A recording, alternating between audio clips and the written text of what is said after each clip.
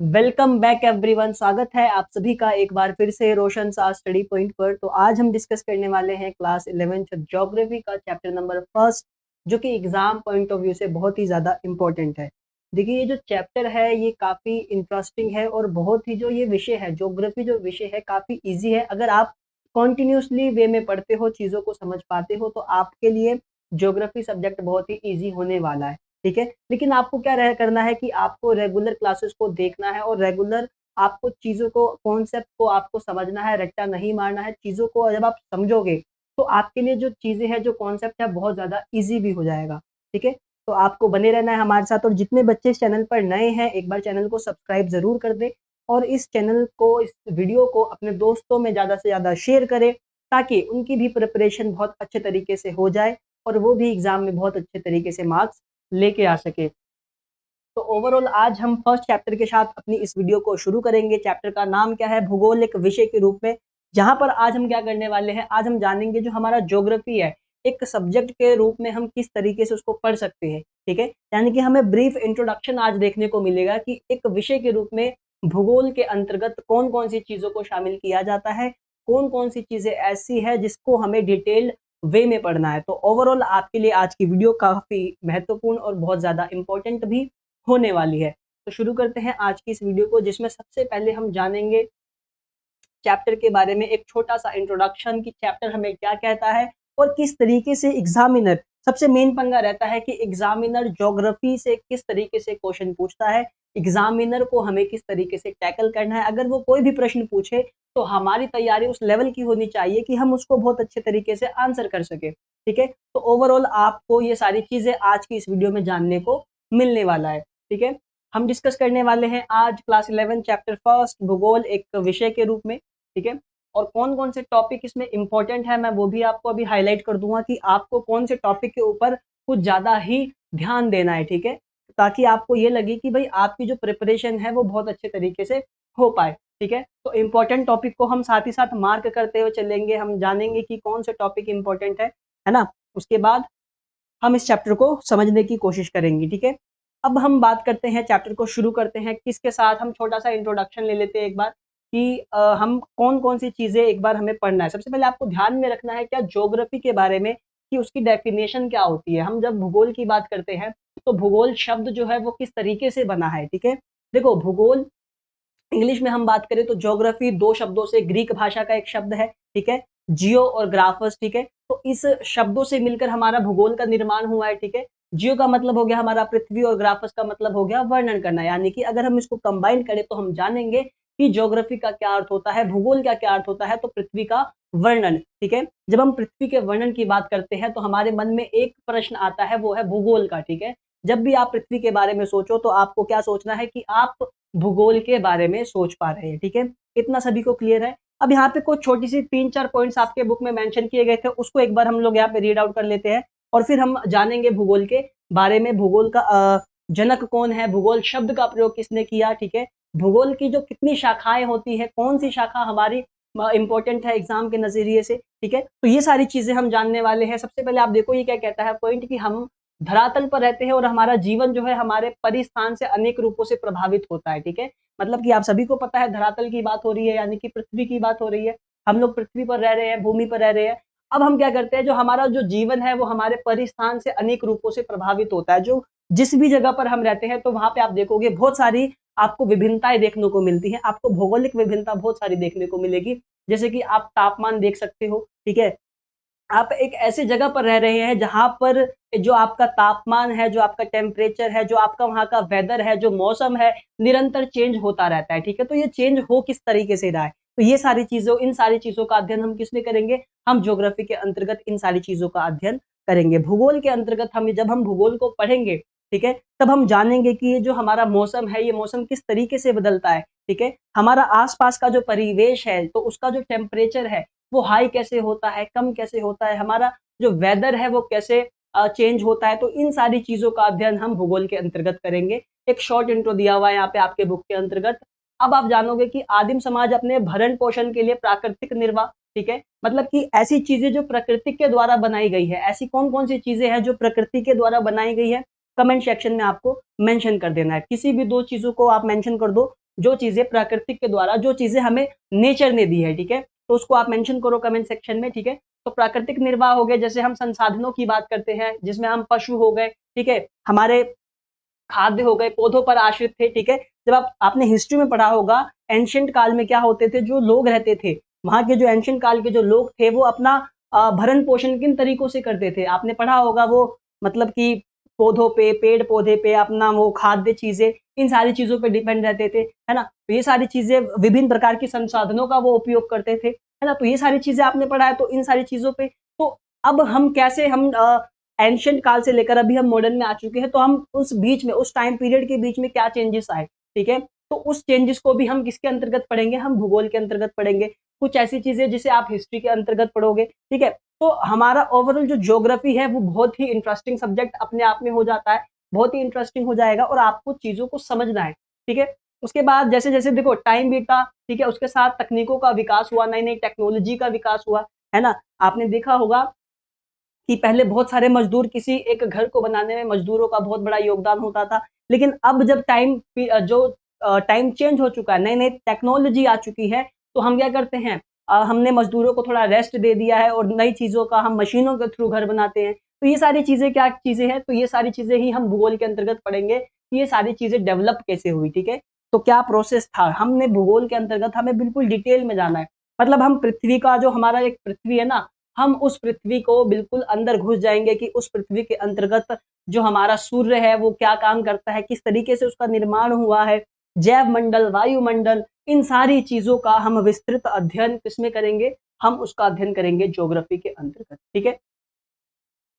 फिर क्या कहता है कि प्राकृतिक संसाधनों तथा भूमि, मृदा, जल का उपयोग करते हुए अपना आहार उत्पन्न वो करते थे। तो यहाँ पे आप भूमि देख रहे हो, मृदा देख रहे हो, ठीक है, जल के बारे में, तो इन सारी चीजों का ही अध्ययन हम किसमें करेंगे, भूगोल के अंतर्गत करेंगे। ये तो बस एक छोटा सा इंट्रो था, आपके बुक में मेंशन किया गया था, तो उसको ही जोड़कर एक स्लाइड तैयार किया गया था।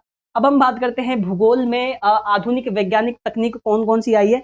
अभी हमने भूगोल को स्टार्ट नहीं किया, हमने भूगोल का जो मेन पर्पस है हमारा आज की इस वीडियो का, कि भूगोल की कितनी शाखाएं होती हैं, है ना, भूगोल के अंतर्गत कौन कौन से, भूगोल का महत्व क्या है, मानव जीवन में भूगोल का क्या महत्व है, तो अभी हमने उसको शुरू नहीं किया है। हम अभी बात करेंगे भूगोल में आधुनिक वैज्ञानिक तकनीक की। किसकी? आधुनिक वैज्ञानिक तकनीक कौन कौन सी आ चुकी है, जो हमें भूगोल के अध्ययन करने में आप कह सकते हो बेनिफिशियल है हमारे लिए, ठीक है, और वो हमें काफी हद तक हमें हमारी सहायता करते हैं, हम भूगोल को और अच्छे तरीके से जाने। तो कौन कौन सी तकनीक है?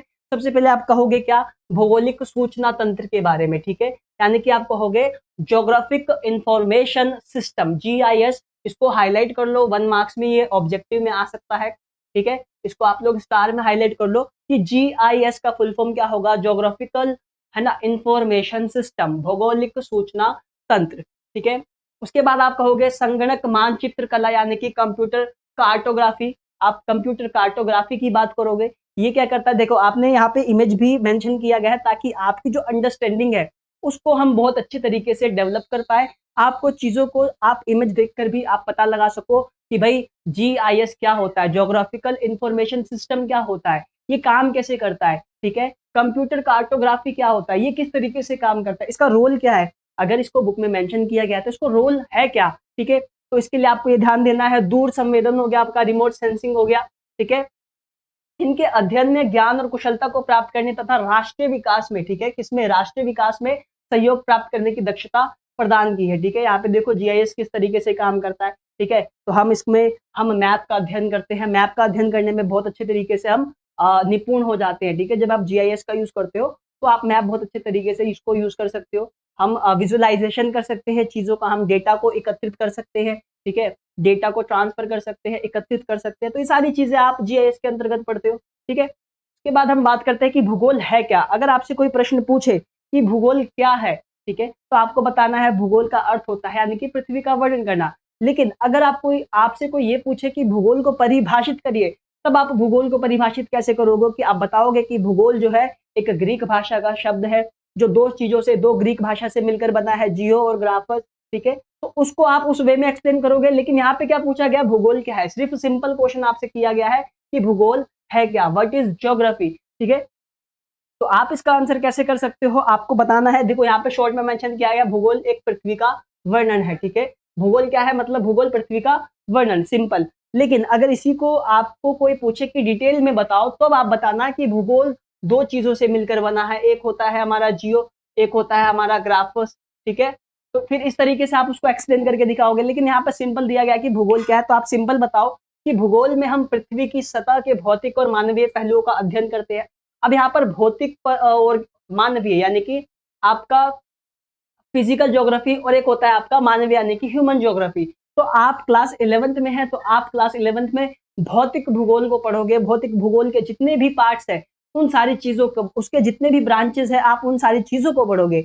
लेकिन जब आप क्लास 12th में जाओगे, जब आप 12वीं कक्षा में आओगे, तब आप ह्यूमन ज्योग्राफी के बारे में पढ़ोगे। तब आप सिर्फ़ ह्यूमन ज्योग्राफी के जितने भी पार्ट्स होते हैं, उसकी जितनी ब्रांचेज़ होती है, आप ह्यूमन ज्योग्राफी को डिटेल में कौन सी क्लास में पढ़ोगे? क्लास 12th में। क्लास 11th में अभी आप हो, तो आप भौतिक भूगोल को पढ़ोगे यानी कि फिजिकल ज्योग्राफी के बारे में पढ़ोगे, ठीक है? तो भूगोल क्या है? देखो, पृथ्वी की सतह के लिए हम फिजिकल और मानवीय यानी कि जो हमारा ह्यूमन ज्योग्राफी है, इन सभी के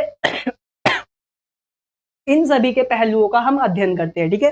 उसके बाद यहाँ पे आप आंसर को, अगर ये 5 नंबर में आए, 3-4 नंबर में आए, अगर आपको बड़ा लिखना है तो आप इसमें ये भी ऐड कर सकते हो कि पृथ्वी हमारा आवास है, इसकी सतह एक रूप नहीं होती है। आपने देखा होगा कि आपने अगर इंडिया का मैप देखा होगा, अगर आप उत्तराखंड की साइड जाओगे, तो वहाँ पे जो घर देखे होंगे आपने पहाड़ों पर देखे होंगे, यानी कि वहाँ वो जो इलाका है वो पर्वतीय इलाका हो गया। लेकिन मैदानी इलाके की हम बात करें तो आप बिहार की साइड जाओ, वहाँ पे आपको मैदानी इलाका देखने को मिलेगा। आप बिहार, यूपी की साइड जाओ, जहाँ पे कृषि बहुत की जाती है, ठीक है? लेकिन आप वहीं उत्तराखंड की साइड जाओगे तो आपको क्या देखने को मिलेगा? पर्वतीय इलाका, जहाँ पे आपको बड़े-बड़े पहाड़ नज़र आएँगे। तो हम क्या कह रहे हैं कि आपको समझना है कि जो हमारी सतह है, उसका जो रूप है वो एक समान नहीं है, ठीक है? यानी कि हमारी जो भूमि का जो सतह है, वो भूमि की सतह हमारी एक समान नहीं है। कहीं पे हमें बहुत सारे पर्वत देखने को मिलेंगे, कहीं पे हमें मैदानी इलाका देखने को मिलेगा और कहीं पे आपको आप नदी जो आपके जो जैसे गोवा आप जाओ, तो वहाँ पे आपको समुद्र देखने को मिलेंगे, ठीक है? तो ये सारी चीज़ें आपको ध्यान रखनी है कि पृथ्वी एक हमारा आवास है और हमारी पृथ्वी का जो स्वरूप है, जो हमारी पृथ्वी का जो सतह का स्वरूप है, वो एक समान बिल्कुल नहीं है, ठीक है? देखो, यहाँ पे मेंशन भी किया गया कि यहाँ पे हम पर्वत देखने को हमें मिलता है, हमारे पास पठार है, मैदान हो गया, हमारी जो पहाड़ियाँ हो गई बड़ी-बड़ी, हम झीलों को देखते हैं, घाटियाँ हैं, हमारे पास समुद्र हो गया, वन, ठीक है? रेगिस्तान और उजड़े क्षेत्र हमें मिलते हैं। तो हम कह सकते हैं कि भाई हमारी जो पृथ्वी है, हमारी पृथ्वी की जो सतह है, उसकी सतह एक समान, एक स्वरूप नहीं होती है, ठीक है? इतना सभी को क्लियर है। अब हम आगे बात करेंगे कि हमें यहाँ पर हमें सामाजिक व सांस्कृतिक तत्वों में भी भिन्नताएँ देखने को मिलती है। अब यहाँ पे सामाजिक और सांस्कृतिक तत्व क्या होते हैं? मतलब कि आप देखोगे कि हम हमारा जो भारत है, विविधताओं वाला देश है, ठीक है? भारत एक विविधताओं वाला देश है, जहाँ पर आप साउथ की तरफ जाओगे तो आपको वहाँ पे अलग फूड देखने को मिलेगा, वहाँ का कल्चर आपको अलग देखने को मिलेगा, ठीक है? वहीं आप उत्तर भारत की तरफ आओगे तो वहाँ पे आपको विभिन्न प्रकार के जो आपके फूड होते हैं, आपको भोजन वहाँ पे उत्तर भारत में अलग-अलग मिलेंगे, वहाँ का कल्चर आपको अलग मिलेगा, वहाँ का पहनावा आपको अलग मिलेगा, ठीक है? और साउथ में आपको अलग पहनावा मिलेगा, ठीक है? जैसे आप उत्तराखंड की हम बात करें तो उत्तराखंड में आपने देखा होगा जो उत्तराखंड के जो लोग होते हैं, आपने देखा होगा वो कैप यूज़ करते हैं। सर पर उनके एक अलग डिज़ाइन प्रकार की एक टोपी होती है। वहीं साउथ की तरफ आप आओ, तो साउथ में आपने लोगों को देखा होगा लुंगी का यूज़ करते हैं, धोती, ठीक है? धोती का यूज़ करते हैं। तो हम ये कह सकते हैं कि हमारा जो अ, भारत है, वहाँ पे हमें सामाजिक और सांस्कृतिक जो विभिन्नताएँ हैं, जो डिफ़रेंस है, वो बहुत अच्छे तरीके से देखने को मिलता है, ठीक है? वो आप कह सकते हो सांस्कृतिक विकास की पूर्व अवधि में मानव द्वारा सृजित ग्राम हो गया, ठीक है? मतलब ऐसी चीज़ें जिसका निर्माण खुद मानवों ने किया है, तो मानव द्वारा निर्मित कौन-कौन सी चीज़ें हो सकती है? तो आप कहोगे भैया घर हो सकता है, ठीक है? मानव द्वारा निर्मित हमारे नगर हो सकते हैं, मानव द्वारा हमारे सड़कों का निर्माण हो सकता है। तो ये सारी चीज़ें किसने बनाए हैं? मानवों ने बनाए हैं। आप कहोगे नगर, सड़कें हो गया, रेल हो गया, ठीक है? और बाज़ार हो गए, मानव जनित अन्य कई तत्वों के रूप में भी विद्यमान है। बहुत सारी चीज़ें ऐसी हैं जो मानवों ने बनाई है। फिर आप कहोगे कि उल्लिखित भिन्नताओं में भौतिक, पर्यावरण एवं सांस्कृतिक लक्षणों के मध्य संबंधों को समझने का संकेत निहित होता है। सरल शब्दों में हम कह सकते हैं कि भूगोल पृथ्वी का वर्णन है, ठीक है? मतलब आप सिंपल भाषा में, सरल भाषा में आप कह सकते हो क्या? कि जो भूगोल है वो एक पृथ्वी का वर्णन है, ठीक है? हमने क्या-क्या जाना कि भूगोल कर कोई पूछे आपसे कि भूगोल क्या है? ठीक है? तो आप उसको सबसे अंत में बताओगे कि भूगोल जो है वो पृथ्वी का वर्णन है। उससे पहले आप क्या बताओगे कि पृथ्वी हमारा आवास है, हमारा आवास निवास है। ठीक है, जिसमें हमें विभिन्न प्रकार, जो हमारी सतह है वो एक समान नहीं है, हमें विभिन्न प्रकार के हमारे पास कल्चर है, विभिन्न प्रकार के हमारे पास लोग है, समुदाय है, कुछ ऐसी चीजें हैं जो हमें ह्यूमन, जो मतलब जो मानव निर्मित है, ठीक है, आप सड़क कहोगे, आप कहोगे सड़क हो गया, रेलवे हो गया, बाजार हो गया, ऐसी चीजें जिन्हें मानव द्वारा बनाया गया है, तो आप इस तरीके से भूगोल को एक्सप्लेन करोगे, ठीक है। अब बात करते हैं अगले स्लाइड में कि हम भूगोल के बारे में। अब भूगोल को आप अच्छे से जानो कि भूगोल को हमने भूगोल वर्ड कैसे पढ़ा, ठीक है, मतलब भूगोल का जो भूगोल वर्ड है वो किस तरीके से मिलकर बना। उससे पहले हम इराटोस्थिनिस की बात करेंगे, ठीक है, यहाँ पे गलत दिया हुआ है, ये ई कर लो, ठीक है, इराटोस्थेनिस, ठीक है। तो इन्होंने क्या करा, इन्होंने इसको हम बोल सकते हैं भूगोल का ना शब्द का इन्होंने पहली बार यूज किया था। तो भूगोल शब्द का पहली बार यूज किसने किया था, ठीक है, तो ये आपको ध्यान में रखना है। और इनका आप टाइम पीरियड भी याद कर सकते हो, 276 ईसा पूर्व से 194 ईसा पूर्व तक का, ठीक है। इनको क्या कहा गया, भूगोल का पिता कहा गया है, फादर ऑफ ज्योग्राफी कहा गया है, लेकिन कहीं कहीं पे अलग भी दिया गया है। लेकिन अगर आपको ये ध्यान में रखना है कि भूगोल जो ज्योग्राफी वर्ड है इसका सबसे पहले यूज किसने किया था, ठीक है, तो पहले यूज तो इन्होंने किया था, लेकिन कभी कहीं कहीं पे इनको फादर ऑफ ज्योग्राफी भी दिया गया है, ठीक है। लेकिन हमारे पास एक हिकेटस का नाम भी सामने आता है, ठीक है, उनको भी फादर ऑफ ज्योग्राफी कहा गया है। लेकिन आपको ये याद रखना है कि इन्होंने इन्होंने सबसे पहले क्या करा था, भूगोल वर्ड का यूज किया था, ठीक है। किसने किया था, भूगोल शब्द का प्रथम बार यूज किसने किया था, तो इराटोस्थेनिस ने किया था, ठीक है। लेकिन भूगोल का जो पिता है, जो फादर ऑफ ज्योग्राफी है, वो कहीं ना कहीं चेंज, मतलब हर बुक में अलग अलग दिए गए हैं, तो आप उसके अकॉर्डिंगली कर लेना। लेकिन एनसीईआरटी में तो यही दिया गया, तो आप इसको ही कर सकते हो। तो ये क्या थे, यूनान के गणितज्ञ थे, भूगोलविद थे, ठीक है, यानी कि भूगोल वेता आप कह सकते हो, जो भूगोल का अध्ययन करता है। उसके बाद आप कवि भी कह सकते हो, मतलब बहुत सारे नाम आपने इनको सुना होगा। और ये हाईलाइट कर लेना, ज्योग्राफी शब्द का प्रयोग सर्वप्रथम ग्रीक विद्वान, ठीक है, ज्योग्राफी शब्द का सर्वप्रथम प्रयोग ठीक है, ग्रीक विद्वान इराटोस्थेनिस ने किया था, ठीक है। तो ये चीजें आपको यहाँ पर ध्यान में रखना है, ठीक है।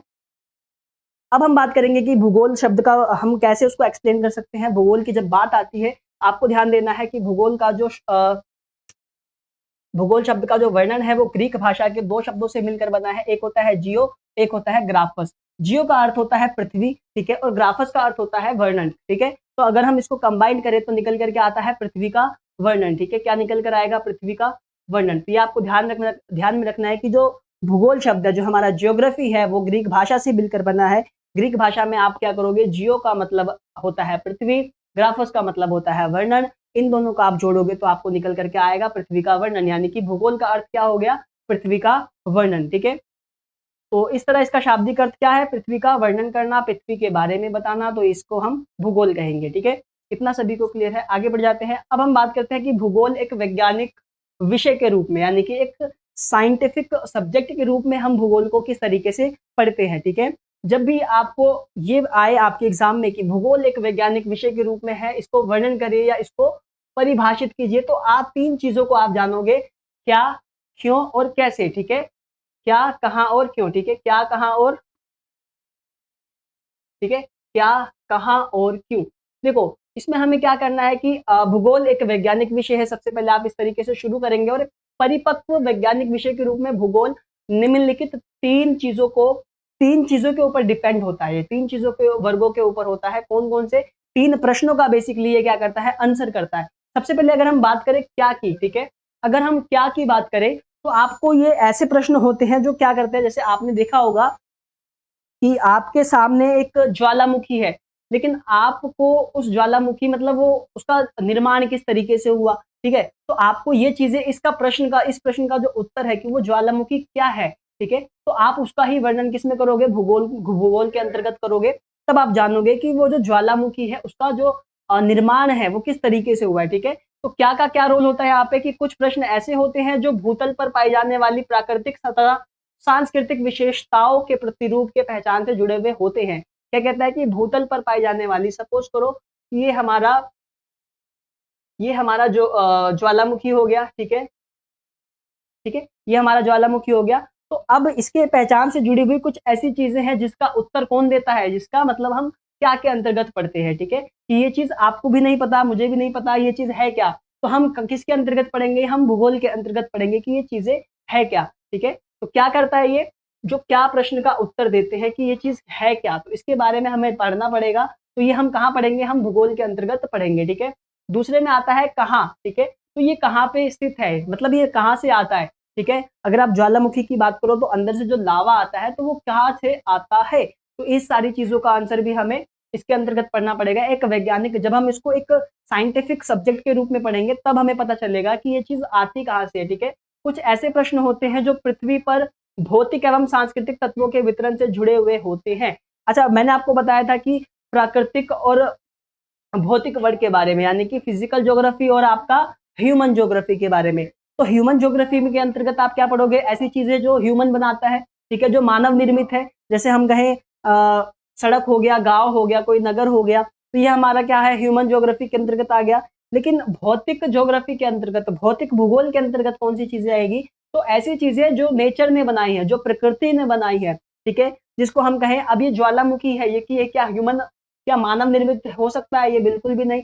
तो ये ज्वालामुखी किसके द्वारा बनाया गया है, ये नेचर के थ्रू बनाया गया है, ठीक है, ये प्रकृति की देन है, ठीक है। तो इसको हम भौतिक भूगोल के अंतर्गत रखते हैं। तो अब ये जो कहाँ का जो आपका कॉन्सेप्ट है, ये जो कहाँ का कॉन्सेप्ट है कि ये आया कहाँ से, तो ये आपको ध्यान में रखना है क्या, कि पृथ्वी पर भौतिक और सांस्कृतिक तत्वों का वितरण से जुड़े हुए होते हैं। और ये क्या करते हैं, कहाँ प्रश्न से संबंधित होते हैं, ठीक है। कि अगर ये जो मतलब ये ज्वालामुखी है तो ये आया कहाँ से, ठीक है, इसका जो डेवलपर, ये जो निर्माण है वो कहाँ से हुआ, तो इसका आंसर आप इस चीज में कर सकते हो। फिर आता है आपका क्यों के बारे में, ठीक है। क्यों में क्या आता है कि अब इसके जो लावा उत्पन्न होते हैं, तो लावा उत्पन्न क्यों होते हैं, यहाँ से अगर आप देखोगे यहाँ से लावा निकलते हैं, ठीक है। तो ये लावा निकलते कहाँ से, तो इसका आंसर आप इसमें क्यों वाले कॉन्सेप्ट में कर सकते हो। तो कुछ प्रश्न, कौन से तत्व कहाँ स्थित है, ठीक है, यहाँ पे आप बात करोगे कि कौन से तत्व कहाँ पे स्थित है, कहाँ मौजूद है, उन सारी चीजों को एक सूचीबद्ध सूचनाओं से जुड़े हुए होते हैं। और ये प्रश्न क्या करते हैं, व्याख्या अथवा तत्व एवं तथ्यों के मध्य कार्यकारिणी संबंध से जुड़े हुए होते हैं, ठीक है। भूगोल का यह पक्ष क्यों प्रश्न से जुड़ा हुआ होता है, तो भूगोल का जो ये कॉन्सेप्ट है, ये जो वर्ग है, ये क्यों प्रश्न से जुड़ा हुआ होता है। यहाँ से जो तत्व निकलेंगे, ठीक है, यहाँ से जो पार्टिकल्स आप कह सकते हो, कोई तत्व निकलते हैं, तो ये क्यों और कहाँ से आए, तो ये सारी चीजें का आंसर आप इसमें कर सकते हो। तो आप बता सकते हो कि जो भूगोल है, जो हमारा ज्योग्राफी है, एक वैज्ञानिक विषय के रूप में, एक साइंटिफिक सब्जेक्ट के रूप में आप इसको पढ़ सकते हैं, ठीक है। अब अगला क्या कहता है कि हमें भूगोल विषय का अध्ययन क्यों करना चाहिए, ठीक है। ये मेंशन किया गया है कि अगर हम भूगोल पढ़ रहे हैं तो हमें उसका अध्ययन क्यों करना चाहिए, ठीक है। हमें भूगोल विषय का अध्ययन क्यों करना चाहिए, तो आपको ध्यान रखना है। तो इसमें आप बता सकते हो कि भूगोल के अध्ययन से हमें यहाँ पे मानव हो जाएगा, ठीक है। आप यहाँ पे बता सकते हो कि भूगोल के अध्ययन से हमें मानव समाज में पाई जाने वाली विभिन्नताओं को समझने में आसानी होती है, जिसमें वैश्विक शांति और भाईचारे की भावना प्रबल होती है, ठीक है। भावना प्रबल होती है, ठीक है। ये चीजें थोड़ा मिसप्रिंट है, तो आप पढ़ के एक बार अपने तरीके से इसको जोड़ लेना, क्योंकि इसमें थोड़ी-थोड़ी चीज़ें मिसप्रिंट में भी दी गई है, ठीक है। तो जब हम भूगोल का अध्ययन इसलिए करते हैं ताकि हमारे समाज में, हमारी कम्युनिटी में, ठीक है, जो विभिन्न प्रकार के जो आप कह सकते हो समाज कह सकते हो, बहुत सारे ऐसे समुदाय हैं जिनका कल्चर अलग है, जिनका रहन-सहन, जिनके खाने-पीने का तरीका अलग है। तो उन सारी चीज़ों को समझने के लिए हम भूगोल विषय का अध्ययन करते हैं, ठीक है। जैसे क्या दिया गया है भूगोल के अध्ययन से, जैसे आप देखोगे ना यहाँ पे अगर आप, ठीक है, ये इस तरीके से आपका मैप हो गया। और यहाँ पे हमारा ये उत्तर भारत हो गया, ये साउथ हो गया, ठीक है। तो यहाँ के लोगों का रहन-सहन अलग होगा, यहाँ के लोगों का अलग रहन-सहन होगा, पहनावा दोनों का अलग होगा। तो इस तरीके से आप क्या करते हो, आप जब आपको पता कैसे चलेगा, तो जब आप भूगोल का अध्ययन करोगे, जब आप ज्योग्राफी का अध्ययन करोगे, तब आपको पता चलेगा इन सारी चीज़ों के बारे में कि उत्तर भारत में लोग किस प्रकार का भोजन करते हैं, ठीक है। साउथ के लोगों का खाना किस प्रकार का है, यहाँ के लोगों का पहनावा अलग क्यों है, वहाँ के लोगों का पहनावा अलग क्यों है। तो आप इन सारी चीज़ों को जानने के लिए किसको, तो आप भूगोल का अध्ययन करोगे। जब आप ज्योग्राफी पढ़ोगे तब आपको पता चलेगा कि साउथ के लोग जो उनका धोती वगैरह है, तो इस चीज़ों को क्यों पहनते हैं, ठीक है। और आप उत्तर भारत के लोग इस प्रकार के कपड़े क्यों पहनते हैं, ठीक है। वहाँ पे आप क्या विभिन्नताएँ पाई जाती है, ठीक है। तो इन सारी चीज़ों को जानने के लिए ही आप क्या करोगे, भूगोल के बारे में पढ़ोगे। उसके बाद भूगोल हमको भूपृष्ठ की विभिन्नताओं को समझने तथा स्थान व समय, शेप एंड टाइम के संदर्भ में विभिन्नताओं को पैदा करने वाले कारकों की तलाश करने की योग्यता भी देता है। ठीक है, अब आपको क्या करना है, जैसे कि मैंने आपको कहा कि हमारे जो, सपोज करो हम बात करते हैं अरुणाचल प्रदेश आप ले सकते हो, एक तरफ आप गुजरात ले सकते हो। ठीक है, तो जब हमारा सूर्य उदय होता है तो आपने देखा होगा, नोटिस किया होगा कि कुछ स्टेट में टाइमिंग का थोड़ा यहाँ पर टाइमिंग वहाँ पे कुछ अलग आपको देखने को मिलता है। तो जब आप भूगोल विषय के बारे में पढ़ोगे तब आपको पता चलेगा कि सूर्य जो है सबसे पहले मतलब उदय कौन से स्टेट, मतलब वहां पे ही सबसे पहले उदय क्यों होता है। ठीक है, सबसे पहले उदय फिर बाद में दूसरे स्टेट में क्यों होता है। तो जब आप भूगोल को पढ़ोगे, जब आप भूगोल ज्योग्राफी को अच्छे से समझने की कोशिश करोगे, तब आप जान पाओगे कि हमारा जो सूर्य है, ठीक है, तो हर एक स्टेट में अलग अलग टाइम पर उदय होना, अलग टाइम पर अस्त होना, तो इसके पीछे का रीजन क्या है, तब आप भूगोल विषय के ऊपर जाते हैं और आप भूगोल विषय को पढ़ते हैं। ठीक है, तो हम क्या कह सकते हैं कि हम भूपृष्ठ की विभिन्नताओं को जानने के लिए, भूपृष्ठ की विभिन्नताओं को समझने के लिए हम क्या करते हैं, भूगोल विषय का अध्ययन करते हैं। ठीक है, तो इसके लिए हम क्या, भूगोल हमारा बहुत इंपॉर्टेंट रोल प्ले करता है।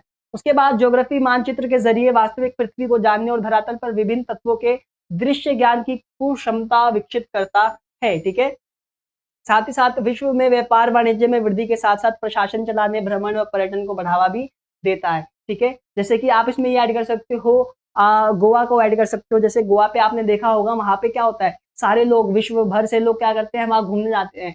तो वहां पे घूमने का ऐसा ऐसा इन्वायरमेंट क्या है वहां पे कि लोग वहां पे ही विजिट करते हैं। ठीक है, लोग उस जगह को, ठीक है, क्योंकि वहां पे क्या है, मतलब पर्यटन का एक स्थल है वो। ठीक है, क्योंकि आपने देखा होगा समुद्री इलाका है उसके आसपास का, गोवा के पास में। ठीक है, तो इन सारी चीजों के बारे में ही अध्ययन किसमें किया जाता है, भूगोल के अंतर्गत किया जाता है।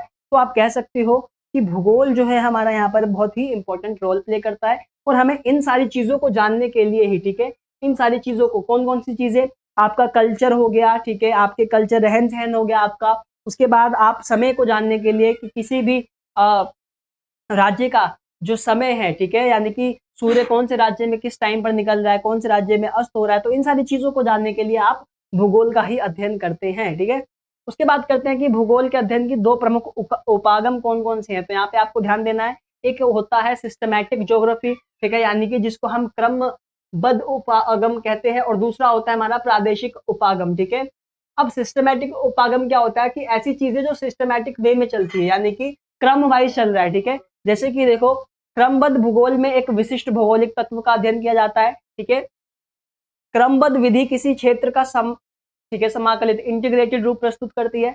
यह विधि राजनीतिक इकाइयों पर आधारित होती है, और इसमें हम क्या करते हैं, यानी कि हम किसी चीज का एक पर्टिकुलर स्टडी करते हैं, खोज हो गया, तथ्यों को प्रस्तुत करना। ठीक है, और इस अध्ययन में एक घटक जैसे जलवायु के आधार, विभिन्न प्रकार, उसके उप प्रकार, इन सारी चीजों का हम अध्ययन करते हैं। मतलब आप क्रमबद्ध में, सिस्टमैटिक ज्योग्राफी में आप ये जानोगे कि कोई सी भी एक चीज आप उठा सकते हो, और उसका जो क्रम है, किस तरीके से उसका प्रकार, मतलब किस तरीके से वो शुरू किया गया, डेवलप किस तरीके से हुआ। जैसे यहाँ पे जलवायु की बात की गई है, तो जलवायु के प्रकार कौन कौन से हैं, उसके उप प्रकार कौन कौन से हैं। तो हम क्या करेंगे, जलवायु को जब हम पढ़ेंगे तो जलवायु के उसको हम सिस्टमैटिक वे में पढ़ेंगे। ठीक है, मतलब कि इसका जो क्रम होगा कि ये जलवायु होता क्या है, इसके प्रकार कौन कौन से होते हैं, इसका महत्व क्या होता है। तो हम जब क्रम वाइज पढ़ेंगे तो वो उसको हम क्रमबद्ध उपागम के रूप में कहेंगे। ठीक है, सिस्टमैटिक ज्योग्राफी के रूप में वर्णन करेंगे। ठीक है, उसके बाद आता है हमारा ठीक है, प्रादेशिक भूगोल, यहाँ पे गलत दिया गया है।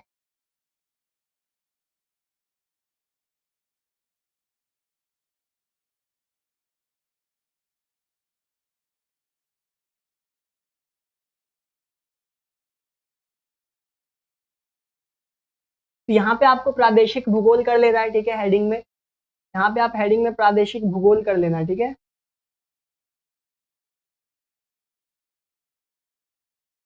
ठीक है, अब प्रादेशिक भूगोल क्या कहता है कि इसमें किसी एक प्रदेश का सभी भौगोलिक तत्वों के संदर्भ में एक इकाई के रूप में हम अध्ययन करते हैं, यानी कि किसी भी एक प्रदेश के रूप में हम एक उसको यूनिट के तौर पर पढ़ाई करते हैं। ठीक है, उसके यूनिट के तौर पर जब हम अध्ययन करते हैं तो प्रादेशिक भूगोल के अंतर्गत वो आता है। प्रादेशिक विधि एकाकी रूप प्रस्तुत करता है। ठीक है, यह विधि भौगोलिक इकाइयों पर आधारित होता है। ठीक है, उसके बाद यह विधि किसी प्रदेश के वातावरण तथा मानव के बीच अंतर संबंध प्रस्तुत करता है।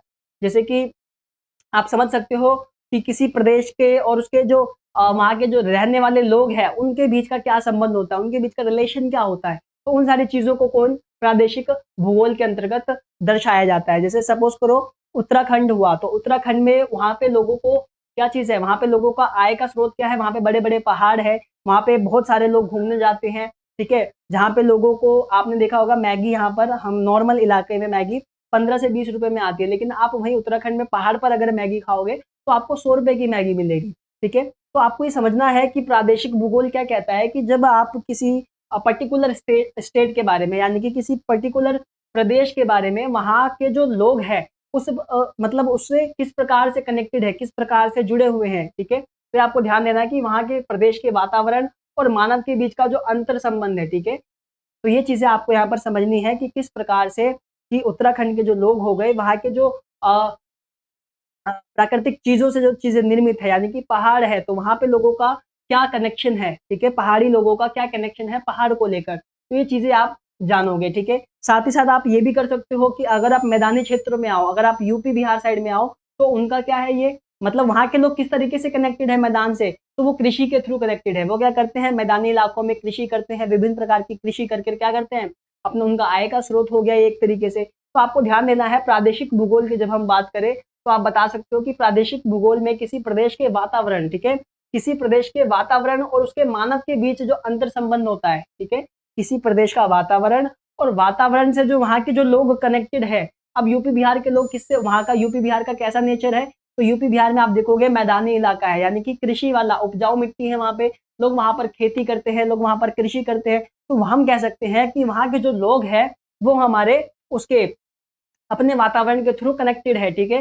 कृषि के ज़रिए वो क्या करते हैं, उस प्रदेश के जो वातावरण है, वहाँ से वो लोग कनेक्टेड है। तो ये हमारे रिलेशन को दर्शाता है, जिसको हम प्रादेशिक भूगोल के अंतर्गत पढ़ते हैं, ठीक है? ये चीज़ें आपको ध्यान में रखनी है। इसकी विभिन्न शाखाओं को आप एक बार देख लेना, प्रादेशिक हो गया, क्षेत्रीय अध्ययन, प्रादेशिक नियोजन, प्रादेशिक विकास, प्रादेशिक विवेचना, विश्लेषण, तो ये सारी चीज़ें आप एक बार चेक कर लेना, ठीक है?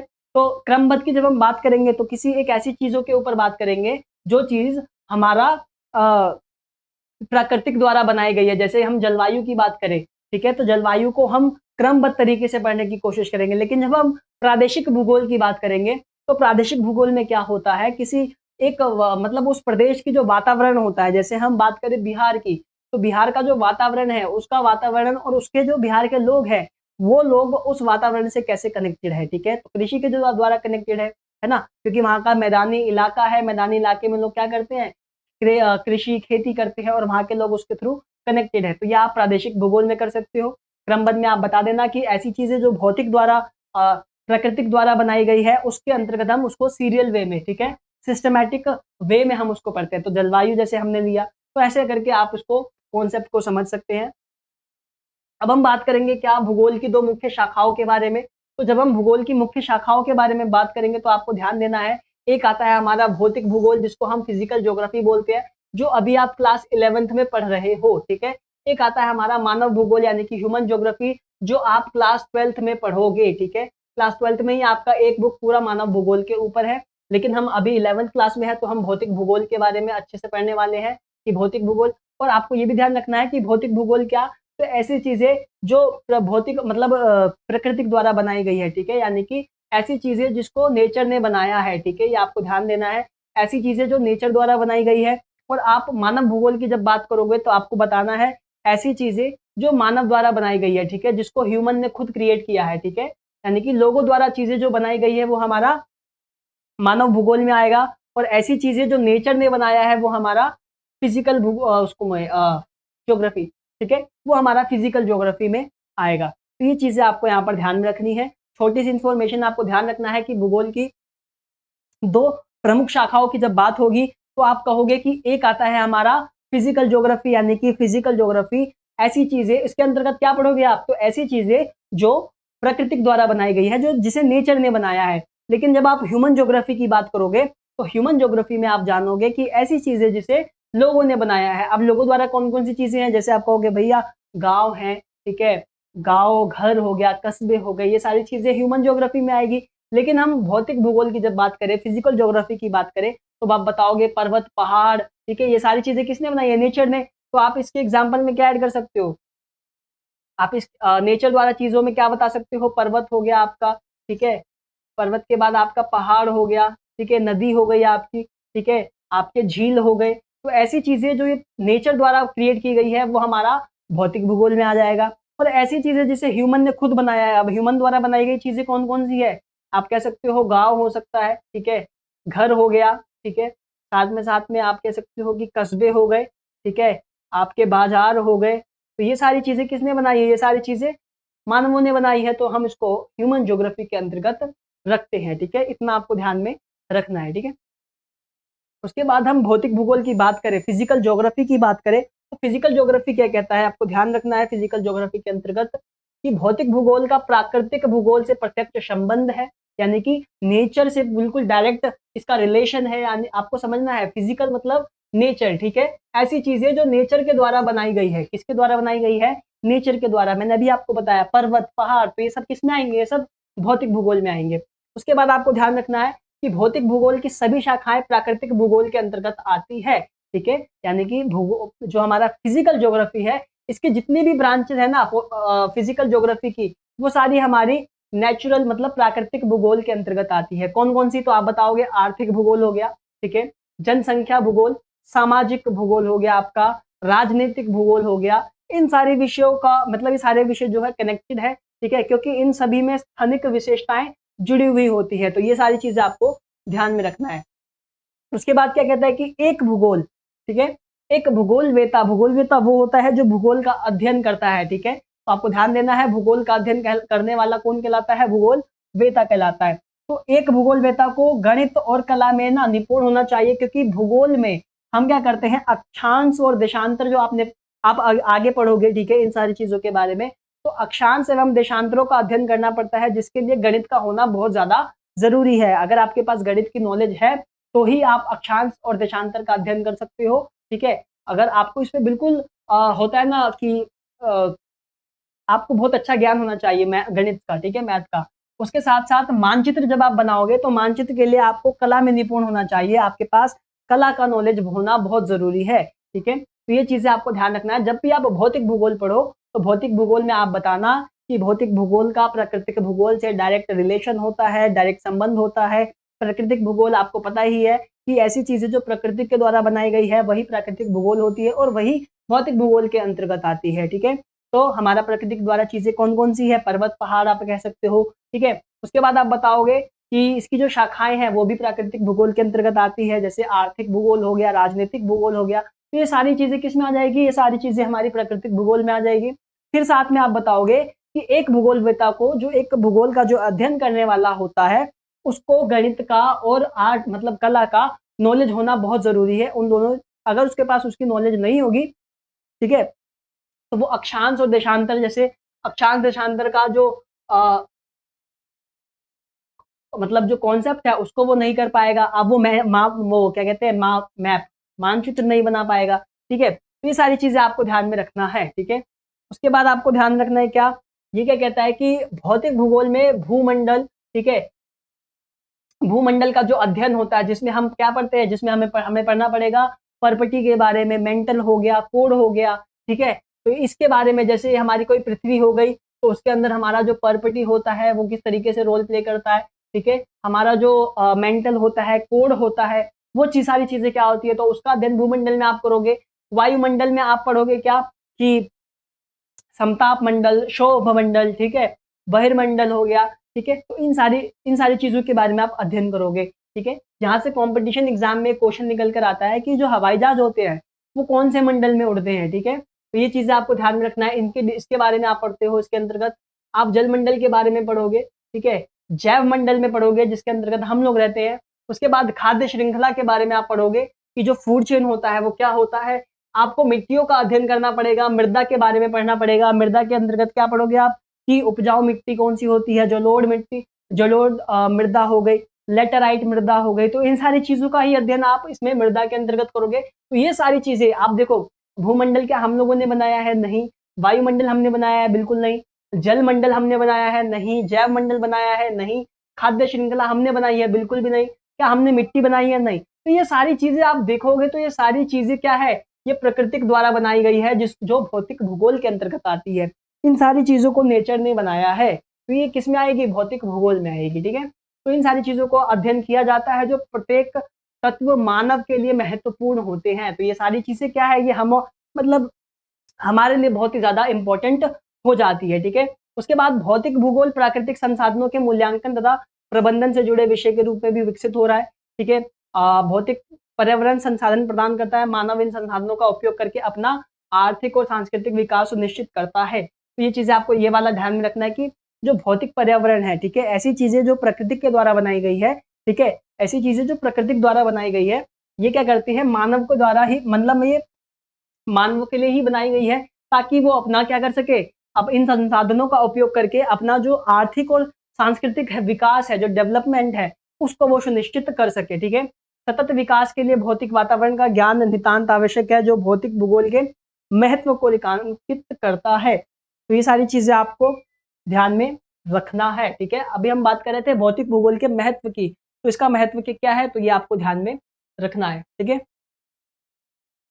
अब बात करते हैं यहाँ पे क्या दिया गया है, भौतिक भूगोल की प्रमुख शाखाओं का वर्णन, ठीक है। भौतिक भूगोल की जब हम ब्रांचेस का मतलब वर्णन करते हैं, इसकी ब्रांचेस कौन कौन सी होती है, तो सबसे पहले नंबर पे आपको ध्यान में रखना है भू आकृतिक विज्ञान के बारे में, ठीक है।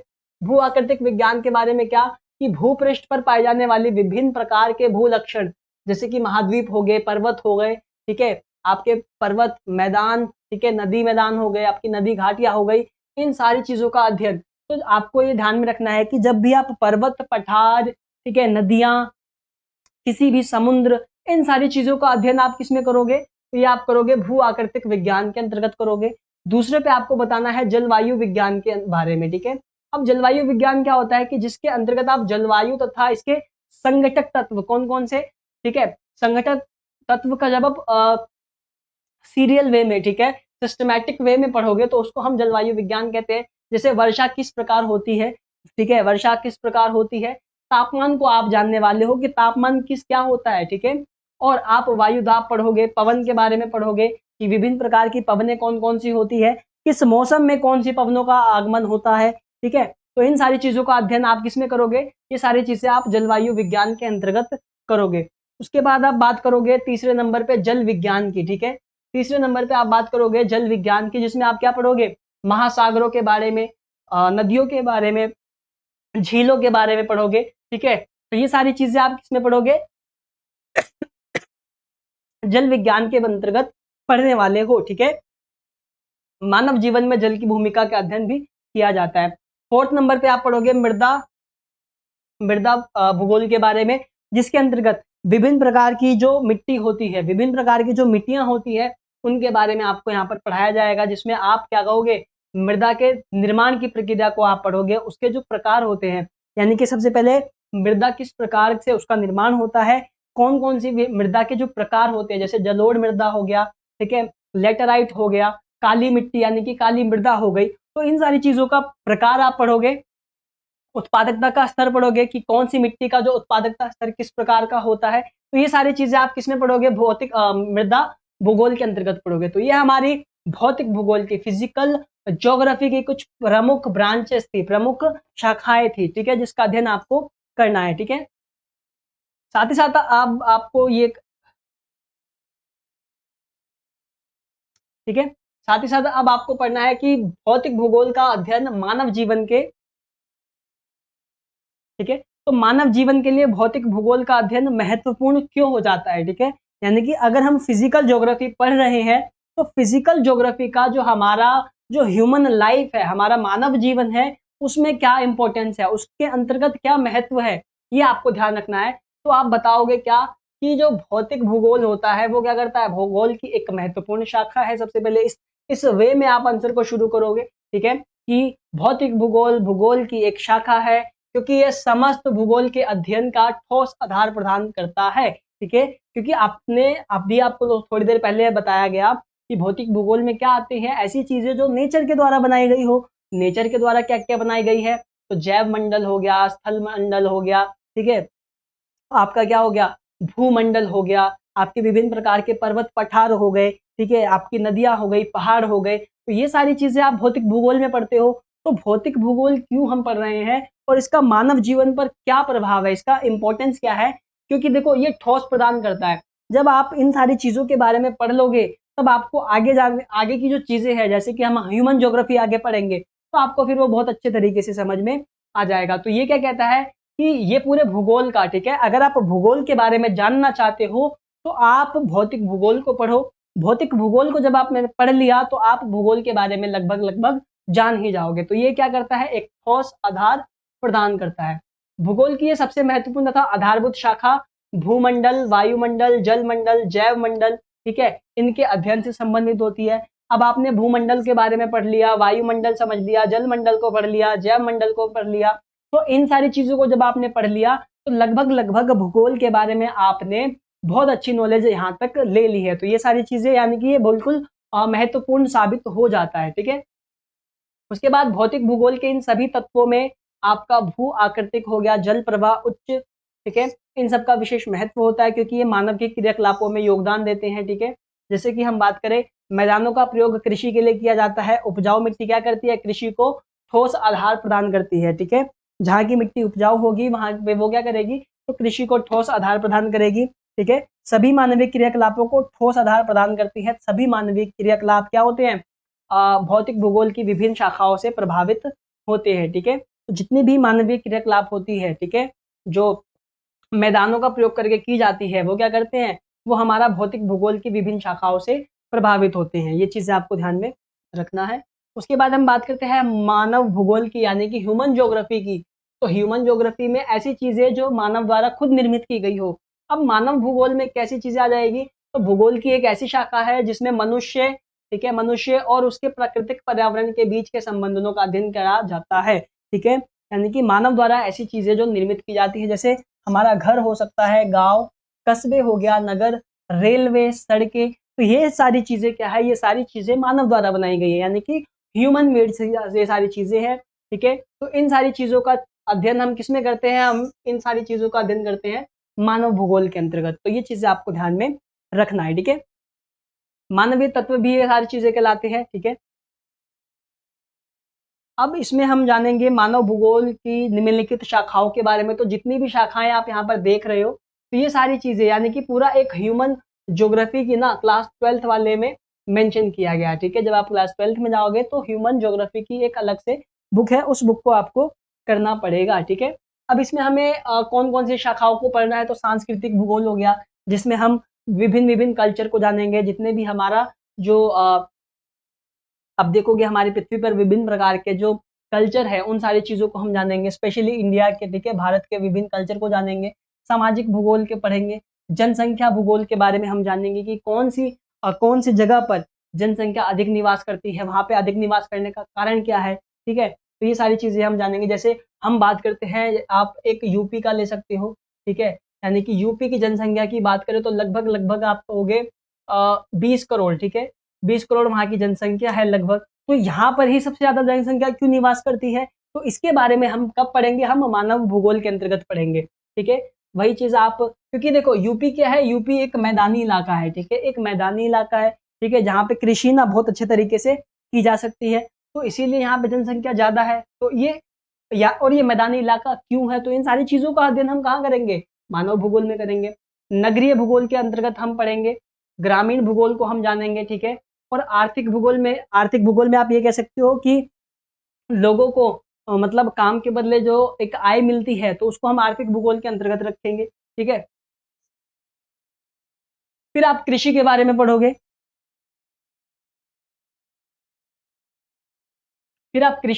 पढ़ोगे, है ना, मतलब कि कौन कौन सी कृषि होती है, किस प्रकार की कृषि पाई जाती है, कौन सी कृषि, कृषि के प्रकार क्या होते हैं, ये सारी चीजें आप कृषि भूगोल में पढ़ोगे। औद्योगिक भूगोल की बात करोगे, राजनीतिक की बात करोगे, ठीक है, व्यापार और परिवहन भूगोल पढ़ोगे। तो ये सारी चीजें हम मानव भूगोल के अंतर्गत पढ़ने वाले हैं, ठीक है। अब यहाँ पे एक कॉन्सेप्ट आता है कि मानव और प्रकृति के बीच अंतर संबंध, ठीक है, यानी कि नेचर और ह्यूमन के बीच जो रिलेशन है, जो अंतर संबंध है, वो कौन कौन से है। तो आपको बताना है मानव के अनुकूल अडेप्टेशन तथा अपरिवर्तन अर्थात मॉडिफिकेशन के माध्यम से प्रकृति के साथ समझौता किया गया है। किस तरीके से, तो आप कहोगे मानव ने उच्च तकनीकी, ठीक है, एवं प्राकृतिक संसाधनों को समुचित उपयोग करके प्राकृतिक वातावरण में परिवर्तन ला दिया है, ठीक है। यानी कि हम लोगों ने क्या करा है, अभी के तौर पर हम एक अलग प्रकार की टेक्नोलॉजी का यूज करते हैं, एक तकनीक का यूज करते हैं, जिससे क्या किया हमने, प्राकृतिक का जो वातावरण है उसमें हमने चेंजेस ला दिए हैं, ठीक है। जैसे आर्टिफिशियल घास का यूज होने लग गया है, पहले नेचुरल घासेस यूज होती थी, अब आर्टिफिशियल घास का यूज हो रहा है, ठीक है। उसके बाद तकनीकी के क्रमिक विकास के साथ मानव अपने ऊपर भौतिक पर्यावरण के द्वारा कसे हुए बंधन को ढीला करने में सक्षम हो गया है। देखो यहाँ पे दिया गया है भौतिक पर्यावरण के द्वारा, यानी बारिश की हम बात करते हैं, ठीक है, हम बारिश की बात करते हैं। तो पहले आप देखोगे कि जब पहले बारिश होती थी तो आप बाहर जा सकते थे, नहीं जा सकते थे।